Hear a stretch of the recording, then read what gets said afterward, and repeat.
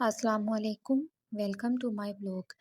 اور اب میں جو ہے وہ افطاری کی تیاری کرنے لگی تھی۔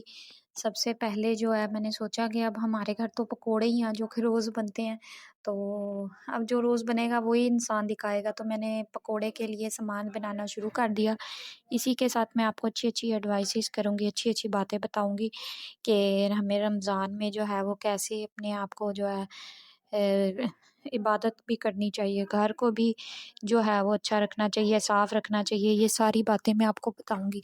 اگر ہم جو ہے نا صبح کی جب ہم فجر کی نماز پڑھتے ہیں تو اس وقت ہمارے پاس ٹائم ہوتا ہے، اس وقت بچے بھی سو رہے ہوتے ہیں، اس وقت نماز پڑھنے کے بعد ہمیں ایک آدھ سپارہ ضرور پڑھ لینا چاہیے، کیونکہ وہی ٹائم ہوتا ہے، وہی گولڈن پیریڈ ہوتا ہے، اس وقت میں ہمارا ٹائم بچ جاتا ہے۔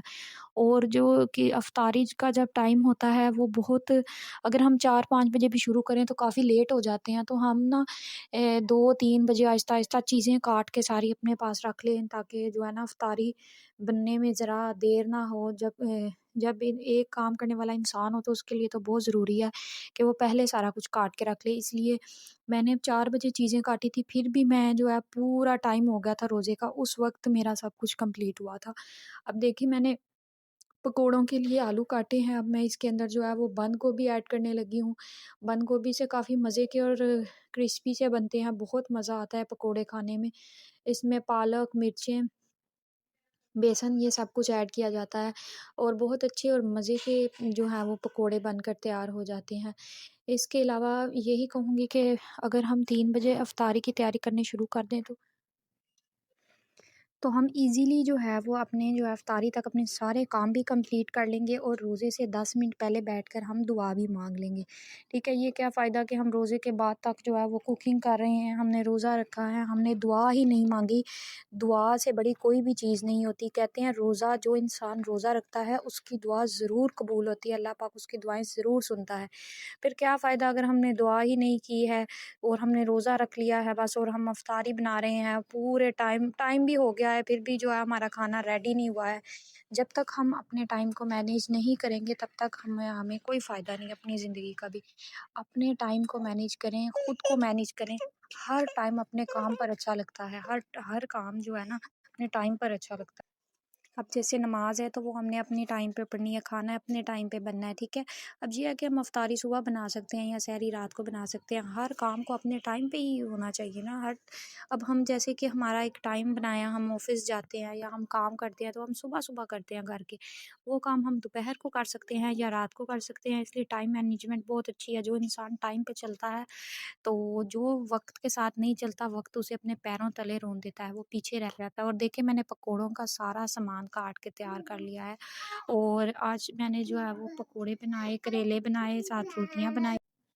تو دیکھیں میں نے ساتھ ساتھ میں برتن دھو لیتی ہوں، میں برتنوں کا جب گٹھا نہیں بناتی، ساتھ ساتھ دھو لینا تو اچھا ہوتا ہے۔ اب دیکھیں میں نے اس سارے سامان کو اچھی طرح سے واش کیا، دیکھیں اسے اچھی طرح سے دھونا ہے، اندر کوئی مٹی، ریت یا کچھ بھی نہ رہ جائے، کیونکہ بعد میں جب ہم پکوڑے بنائیں تو منہ میں نہ آنے لگ جائے، جان نہیں چھڑانی ہے۔ اسے اچھی طرح سے واش کرنا ہے، تمام مٹی اندر سے نکل جائے، ٹھیک ہے۔ اور جب اس کو واش کر لینا ہے تو پھر اسے 5-10 منٹ اسے رکھنا ہے تاکہ اس کا پانی نکل جائے، اور پکوڑے جو ہیں وہ ڈھیلے نہ بنے، ہمارے اچھے بنے، کرسپی سے بنے۔ اگر پکوڑوں میں زیادہ پانی ہو تو وہ پھر جو ہے وہ ٹوٹنے لگ جاتے ہیں پکوڑے، ان کا وہ سواد اور وہ ذائقہ نہیں آتا، ٹھیک ہے۔ اب میں نے پکوڑوں کو جو ہے اچھی طرح سے واش کر لیا تھا، اب میں نے ایک جو ہے چھوٹا سا باؤل لیا ہے، میں نے باؤل کے اندر پکوڑوں کا سارا سامان ڈال دیا ہے۔ اب میں اس کے اندر مسالے ایڈ کروں گی، تو دیکھیں نا ہم 2 ہی بندے ہیں تو ہم نے کیا باؤل بھر کے رکھنے ہوتے ہیں، تو ہم تھوڑا سا ہی بناتے ہیں، ٹھیک ہے۔ یہ بھی صرف میں ہی کھاتی ہوں، میری ساس کم ہی پسند کرتی ہیں پکوڑے کھانا بھی، لیکن اب روزے کے ساتھ دل کرتا ہے۔ میری ابھی کل امی بات کر رہی تھی کہ میں اپنے گھر گئی ہوئی تھی تو وہاں پہ کہہ رہی تھی کہ روزوں کے ساتھ ساتھ ہمارے اوپر پکوڑے بھی فرض ہو گئے ہیں، تو میں ہنس رہی تھی۔ میں نے کہا واقعی میں ہر گھر میں پکوڑے پسند کیے جاتے ہیں، کون سا گھر ہے جہاں پکوڑے نہیں ہوتے؟ ایک دن پکوڑے نہ بنے تو گھر والوں کے منہ بن جاتے ہیں، تو واقعی میں پکوڑے تو جو ہے وہ بہت ضروری ہوتے ہیں۔ روزہ لگتا ہی نہیں ہے، جیسے اگر پکوڑے نہ بنے تو لگتا ہے کہ ہمارا روزہ ہے ہی نہیں۔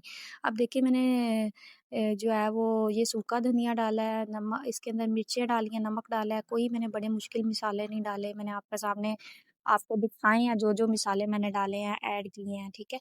अब इसमें मैंने बेसन डाल लेना है, बेसन इतना ज़्यादा नहीं डालना कि वो जब बहुत ज़्यादा बेसन हो जाता है ना, तो वो बेसन बहुत ज़्यादा एक मोटी तह बन जाती है और कच्चा-कच्चा बेसन।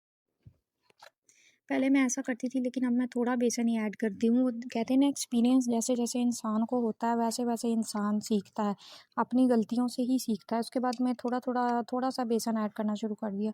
आप और मसाले डालें चाहें आप डाल सकते हैं, मैं तो यही 3 चीज़ें डालती हूँ, ठीक है। ज़ीरा भी डाल सकते हैं, ज़ीरा डालने से इससे में और ज़्यादा मज़ा आता है, लेकिन मुझे अब याद नहीं रहा था तो मैंने अब ज़ीरा ऐड नहीं किया था इसमें। तो इसको अच्छी तरह से आपने मिक्स कर लेना है। थोड़ा-सा पानी डालना है क्योंकि आलू अपना पानी ऑलरेडी छोड़ देते हैं और पकोड़े बहुत ज़्यादा जो है वो ढीले नहीं होने चाहिए ताकि वो टूटे ना और वो अच्छे से बने। अब देखिए मैंने इसको अच्छी तरह से मिक्स कर लिया है, साथ-साथ मैं पकोड़े बनाऊँगी, साथ-साथ मैं बाकी काम करूँगी। मैंने फ्राइज़ बच्चों के लिए अलहदा से काटे थे ताकि मैं बच्चों को पहले फ्राइज़ दूँ और बच्चे एक साइड पे होकर बैठें और फिर मैं पकोड़े बनाऊँ आराम और सुकून से, मुझे कोई तंग करने वाला ना हो। इस तरह बच्चे बार-बार आके रोते हैं, कभी बहुत डिस्टर्ब करते हैं और पता ही नहीं चलता कि हमने क्या काम करना है।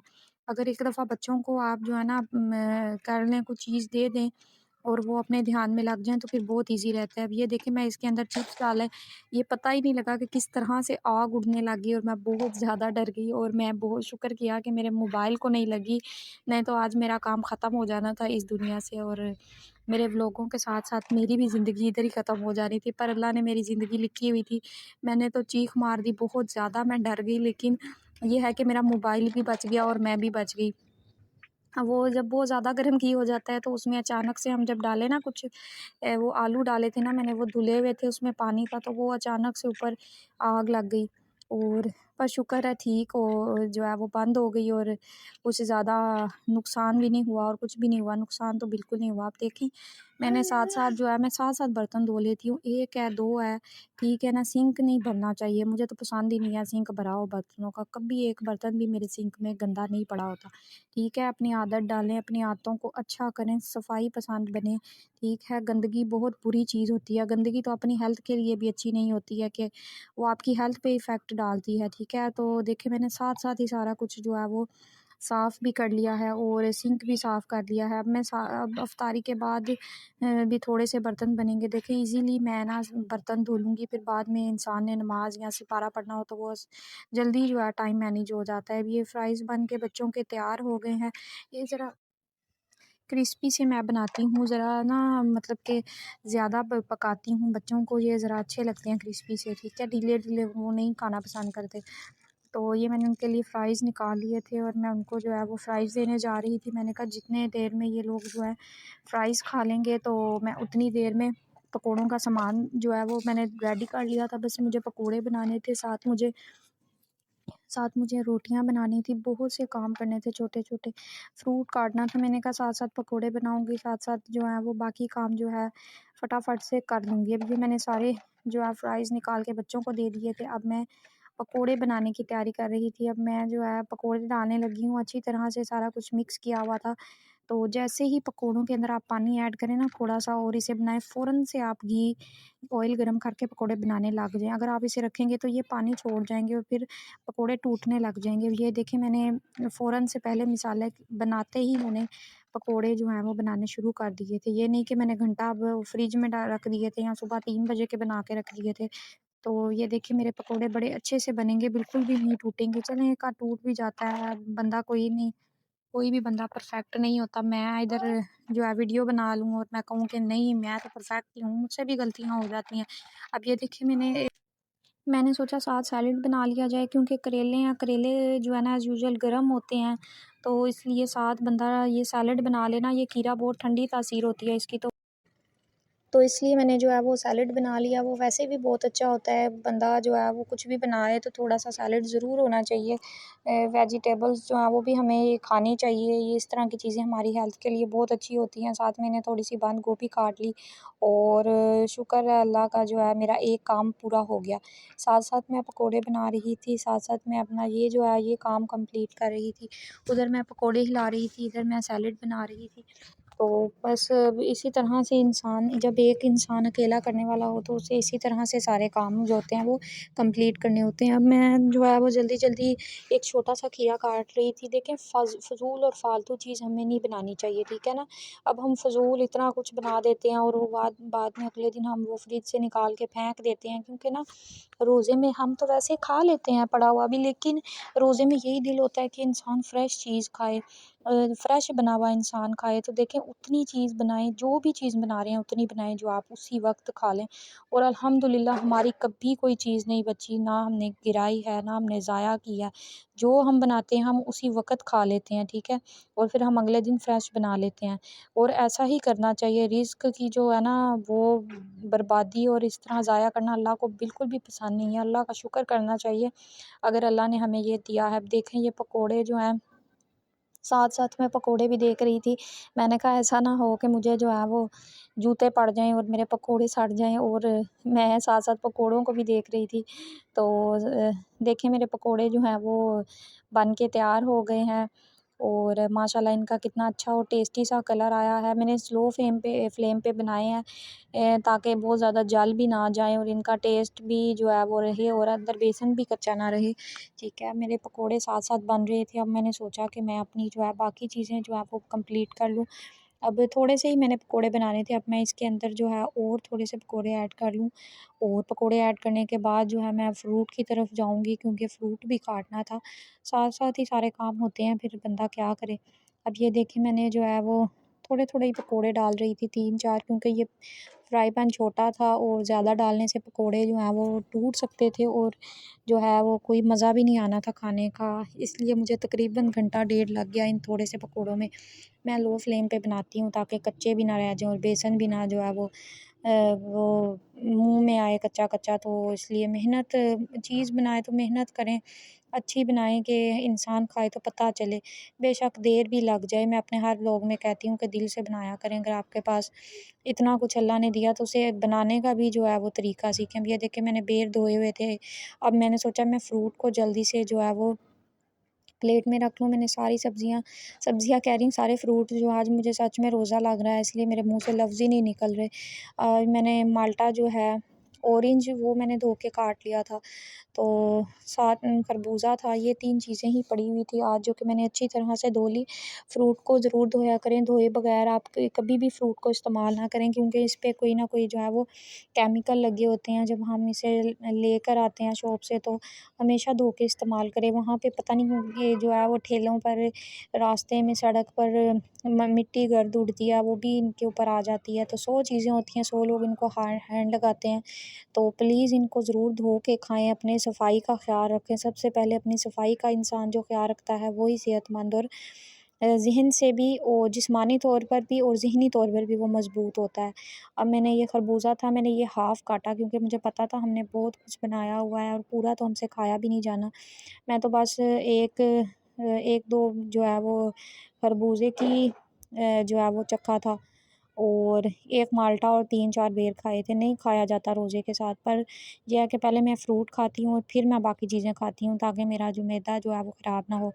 اب میں بہت زیادہ تھک گئی تھی اور میں نے ساتھ میں اب تھوڑی دیر ہی رہ گئی تھی، تقریباً 10 منٹ رہ گئے تھے، مجھے بہت بہت زیادہ جلدی تھی، اس لیے میں نے کہا اب جلدی سے میں جو ہے نا روٹی کی تیاری کر لوں، روٹی بنانے کی تیاری کر لوں۔ اب میں نے جو ہے وہ دیکھیں گول سا میں نے پیڑا کر کے رکھ لیا تھا تھوڑی دیر، اگر ہم پیڑا کر کے تھوڑی دیر رکھ لیں نا تو بہت پیاری روٹی اچھی سی بن جاتی ہے۔ آٹا جو ہے نا وہ فریج سے نکلا ہوا آٹا جو ہے نا وہ پھر اپنی جگہ پہ ذرا ٹھیک رہ جاتا ہے، نرم ہو جاتا ہے۔ اب یہ دیکھیں میں نے جو ہے سوکھے آٹے میں کس طرح سے اسے اتنا بھی سوکھا آٹا نہیں لگانا کہ روٹی اکڑ جائے، پہلے میں بہت لگا دیتی تھی تو میری روٹی بالکل بھی اچھی نہیں بنتی تھی۔ پھر اسے ہلکے ہاتھوں سے آپ نے اس طرح سے گول کرنا ہے، ہلکے ہاتھوں سے کرنا ہے، ٹھیک ہے، اور ایک دفعہ ہی سوکھا آٹا لگانا ہے، اتنی دفعہ نہیں لگانا، ٹھیک ہے، کہ نہا ہی جائے سوکھے آٹے میں۔ تو آہستہ آہستہ پھر بندے کو پتہ جیسے جیسے میں بناتی گئی ہوں نا روٹیاں، تو پھر مجھے اندازہ ہو گیا کہ اس طرح کرنا چاہیے اور ایسے بنانی چاہیے، گول اور بڑی پیاری اور اچھی سی روٹی اب ہمیں اس کی سائڈیں بھی چینج کرنی چاہیے، ایک ہی سائڈ پہ نہ بندہ مارتا رہے کہ ایک ہی سائڈ سے بندہ گول کرتا رہے، وہ دونوں سائڈیں چینج کر لے تو روٹی چپکتی بھی نہیں ہے اور بار بار سوکھا آٹا بھی نہیں لگانا پڑتا۔